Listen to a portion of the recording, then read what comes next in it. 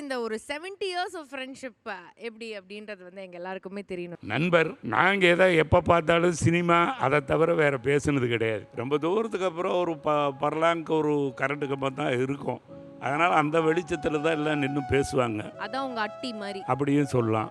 நாங்கள் எங்கே பார்த்தாலும் எங்கே சந்தர்ப்பம் கிடைச்சாலும் இதை மாதிரி சினிமா பார்க்குறது, சினிமா பேசுகிறது, சினிமாவை பற்றி பேசுகிறது. நாங்கள் 2 பேரும் மட்டும் தனியாகிடுவோம். அவர் நிறைய அதில் கமெண்ட் பண்ணுவார். பாக்யராஜும் சொல்லுவார், நமக்கு படம் பார்க்கும்போது ஒரு பத்திரகாளின்னு ஒரு படம் பார்த்தா குழந்த தொட்டில் இவங்க போய் ஆட்டி விடுவாங்க. அந்த தொட்டில் ஆட்டி விடும்போது வேகமாக தள்ளும்போது அது போய் அப்படியே இரவாரத்தில் அந்த வீடுகள்லாம் அப்படி தான் இருக்கும். அதில் போய் முட்டுற மாதிரியே இருக்கும்.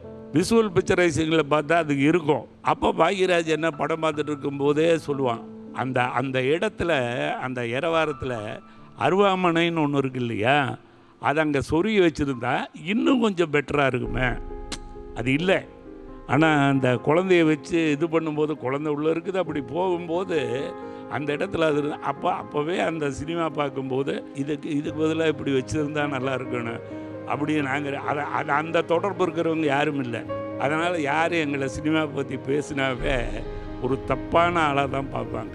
அப்புறம் அப்படி இப்படி ஊரைவே ஏமாற்றிட்டு வெளியே வந்து நாங்கள் அப்படியே இந்த ஊருக்குள்ளார வந்து இந்த ஊர்லேயும் ஏமாற்றி அப்படியே ஜெயிச்சிட்டோம்.